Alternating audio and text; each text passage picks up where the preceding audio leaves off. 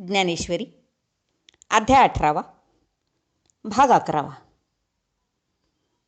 मागच्या भागात सात्विक ज्ञान भगवंतांनी सांगितले. आता ते राजस आणि तामस ज्ञानाबद्दल सांगणार आहेत. ते म्हणाले, पार्था, आता राजस ज्ञानाविषयी पाहू. जे ज्ञान भेदाचा पदर धरून असते ते राजस ज्ञान होय. जितकी वैविध्यपूर्ण भूतमात्रे आहेत त्यांच्या ठिकाणी भिन्नत्व कल्पून जे ज्ञान स्वतःचे शतशः तुकडे करते, स्वतःच वाटले जाते, जे जीवाला भ्रमिष्टपणा आणते ते राजस ज्ञान होय. झोप ज्याप्रमाणे जीवाच्या खऱ्या रूपाला विस्मृतीरूपी दार लावून टाकते आणि पुढे त्याला स्वप्नांचे काबाड कष्ट करायला लावते, त्याप्रमाणे जे स्वरूप ज्ञानाच्या आवाराबाहेर मायेच्या द्वारा जीवाला भ्रामक अशा 3 अवस्थांचा खेळ करून दाखवते. 3 अवस्था कुठल्या?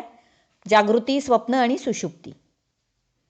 तर जे राजस ज्ञान अशा 3 अवस्थांचा खेळ करून दाखवते ते ज्ञान म्हणजे राजस ज्ञान. अज्ञ मनुष्याला जसे अलंकारातील मूळ स्वरूप जे सोने ते न दिसता फक्त वरवरचा दागिनाच दिसतो, त्याप्रमाणे राजस ज्ञान सुद्धा फक्त नामरूपादी उपाधी आणि वैविध्यच तेवढे जीवाला दाखवते, भ्रमात ठेवते. त्यामुळे नामरूपादी उपाधी नसलेले अद्वैत ज्ञान ते त्याला दुरावते. निरनिराळ्या आकाराची बनलेली मातीची गाडगी मडकी वेगवेगळेपणाने त्या राजस ज्ञानाला दिसतात, पण त्या सर्वांमध्ये एकच एक पृथ्वी तत्व म्हणजे मातीच आहे हे मात्र त्याला दिसत नाही. अशाच प्रकारे जे ज्ञान भूतमात्रात वरवर असलेली विविधताच अधोरेखित करते आणि त्यांच्या ठायी असलेले एकच एक ब्रह्म त्याला मात्र दृष्टीआड करते ते राजस ज्ञान होय. म्हणजे नेहमी भ्रमात ठेवणारे, द्वैतभावात ठेवणारे ते राजस ज्ञान. आता तामस ज्ञान म्हणजे काय ते जाणून घेऊ.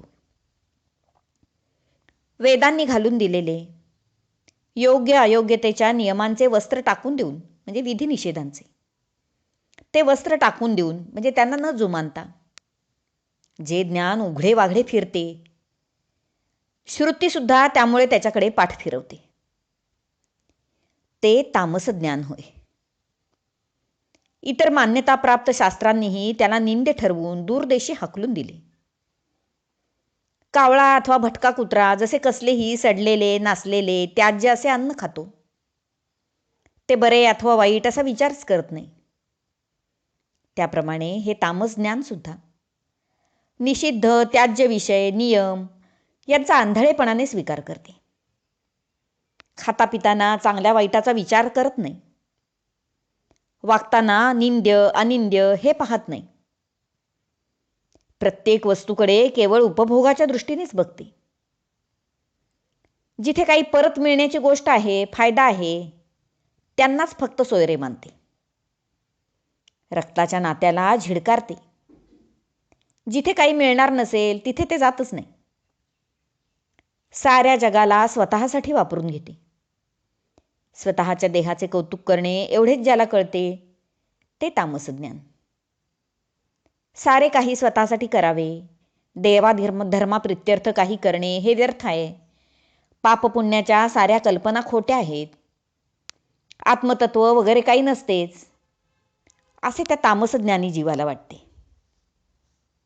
एकूणच तो जीव अत्यंत नास्तिक असतो आणि असे हे तामस ज्ञान फलशून्य असते.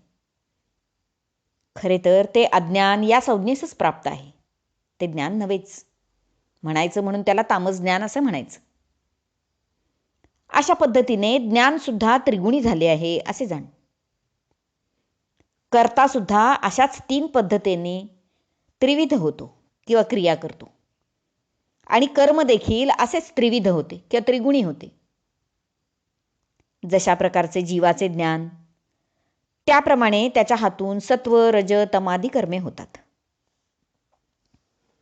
वर्णाश्रमानुसार जे विहित म्हणून सांगितलेले कर्म असते ते करता जेव्हा उत्साहाने, आनंदाने आणि कर्तव्य म्हणून करतो ते कर्म सात्विक होय. नित्यकर्माप्रमाणे नैमित्तिक कर्मही तो तितक्याच संतोषपूर्वक आचरतो. तेव्हा जणू सोन्याला सुगंध प्राप्त होतो.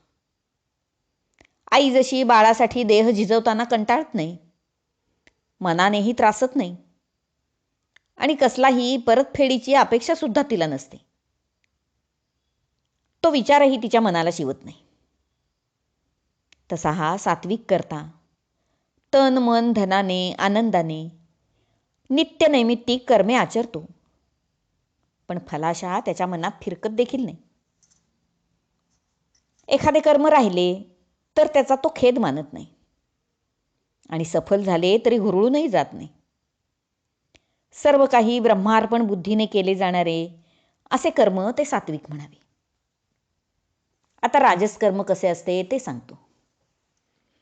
राजस करता पुढील फायद्याच्या आशेने साऱ्या जगाशी चांगले संबंध जोडतो, पण घरी आईबापाशी मात्र नीट बोलतही नाही. द्राक्षाच्या लाभाकरता त्या झाडाला रोज दूध घालेल, पण दारातल्या तुळशीला पाण्याचा शिंतोडाही उडवायचे तो जाणत नाही. वेदांनी सांगितलेली नित्य नैमित्तिक कर्मे तो करीत नाही, पण स्वर्गसुखाच्या आशेने काम्य कर्मे करताना मात्र त्याला पुरे पडत नाही. ती मात्र तो हवी तेवढी करायला तयार असतो, कारण त्यातनं काहीतरी मिळणार असतं ना. शिवाय ते केलेल्या कर्माची, यज्ञयागाची दवंडी पिटवण्याचे सुद्धा तो विसरत नाही. स्वतःचा मोठेपणा मिरवत राहतो. त्याला इतका अहंकार आणि गर्व चढतो की तो वडिलांना गुरूंना सुद्धा विचारत नाही. छोट्याशा इच्छापूर्तीसाठी अमर्याद कष्ट करत राहतो. अशा क्लेशयुक्त काम्य कर्माला राजस कर्म म्हणावे. आता तामस कर्म म्हणजे काय ते पाहूया. जे कर्म निषिद्ध कर्मांना मोठेपणा प्राप्त करून देते, निंद्य कर्माचे काळेकुट्ट जे घरच असते, ते तामस कर्म होय. राख फुंकत बसले तर जसा विस्तव प्राप्त होत नाही, अथवा घाण्यामध्ये वाळू गाळली तर जसा तेलाचा थेंबही प्राप्त होऊ शकत नाही, किंवा भुसकट कितीही निवडली तरी त्यातून दाणा काही निघत नाही, तशी ही तामस कर्मे व्यर्थच होतात. प्रसंगी या तामस कर्मात देहसुद्धा खर्ची पडतो आणि वर सर्व जगाला दुःख प्राप्त होते. पतंग जसा दिव्यावर झडप घालून स्वतः मृत्युमुखी पडतोच, वर दिवा विझल्यामुळे सगळ्या जगाला अंधारात बुडावे लागते. तशा प्रकारचे कर्म हे तामस कर्म होय. ज्या कर्मात स्वतःच्या नाशाची पर्वा न करता दुसऱ्याचा नाश केला जातो, जे घातक असते, शास्त्रमान्य नसते, स्वतःसह इतरांचा देखील जे घात करते, ते कर्म तामस कर्म होय असे जाण हो. आता त्रिविध कर्ते कसे असतात ते पाहूया. ते पाहू पुढच्या भागात. हरिओम तत्सत. भाग 11 समाप्त.